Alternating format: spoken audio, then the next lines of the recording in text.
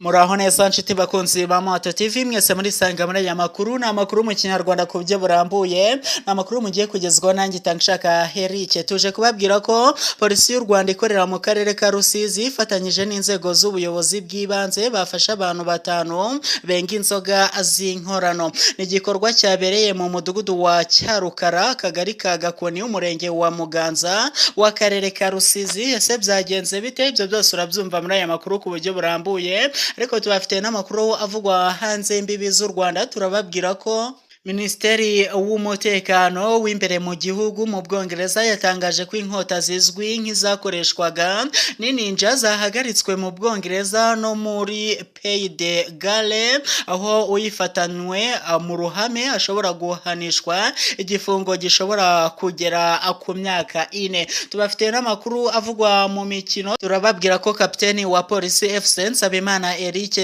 bakunze kwita Zidane yavuze ko umutoza mushya Ben adashaka ko abakinnyi bakina umukino wo gutera umupira imbere, ahubwo bazajya bubaka umukino bahererekanya umupira. Tubafite n'amakuru avugwa mu myidagaduro, aho turababwira ko Joshua Baraka uri mu bahanzi bakomeye muri Uganda yatumiwe mu gitaramo cyo kwizihiza imyaka 15 DJ Puisa amaze mu byo kuvanga imiziki kizabera muri Kigali Universal kuwa 16 Kanama 2025. Aya makuru kimwe n'andi tudakomojeho turaje mu kanya gato tuyarambure, ariko mushobora kohereza ibitekerezo byanyu munyuze muri komenti, naho ubundi nje nitwa Tangishaka Eric turaje tuyarambure.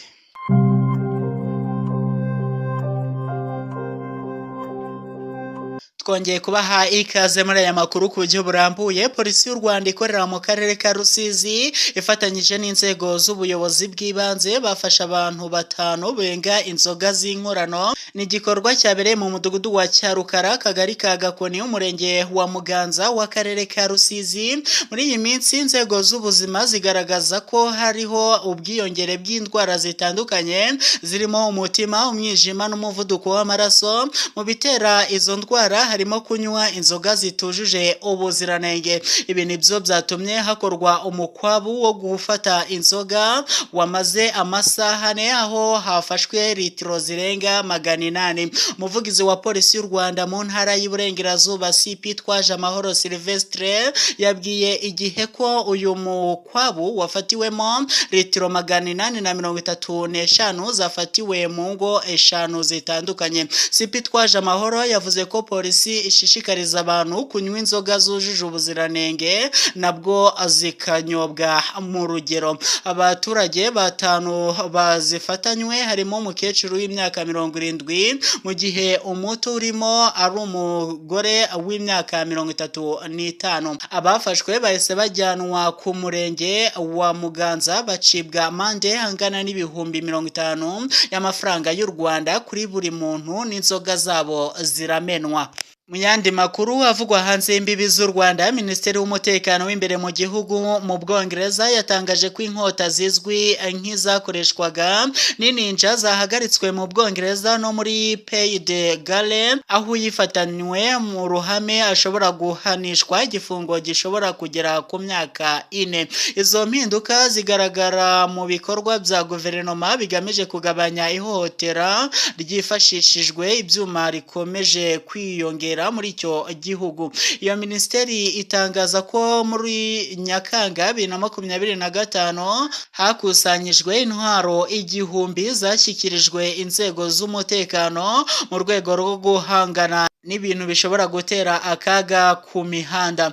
Ni ibikorwa bibaye nyuma y'ibikorwa by'ubugizi bwa nabi byagiye biba muri icyo gihugu hifashishijwe ibyuma, nkaho muri 2024 umwongereza w'imyaka 17 Alexis Rudakubana yishe abakobwa 3 abandi 11 arabakomeretsa. Ibyo kandi byabanjirijwe n'urupfu rw'umuhungu w'imyaka 16. Icyo gitero cyongeye kuzamura umujinya w'abaturage bituma abaminisitiri basezeranya gushyiraho amategeko akakaye ku igurishwa ry'intwaro kuri interinete, kugenzura imyaka y'abaguzi ku buryo bukomeye ndetse no guhagarika bimwe mu bikoresho birimo iby'ibyuma n'imihoro.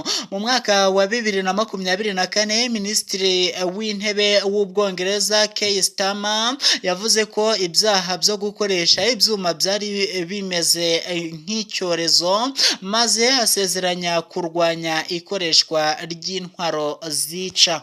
Reka noneho twinjire mu makuru avugwa mu mikino. Kapiteni wa Police FC Nsabimana Eric bakunze kwita Zidane yavuze ko umutoza mushya Ben Musa adashaka ko abakinnyi bakina umupira wo gutera umupira imbere, ahubwo bazajya bubaka umukino abahererekanya umupira. Uyu mukinnyi yabigarutseho nyuma y'umukino wa gicuti ikipe ye yatsinzemo APR FC bitego 2-1 ku cyumweru kuri Kigali Stadium.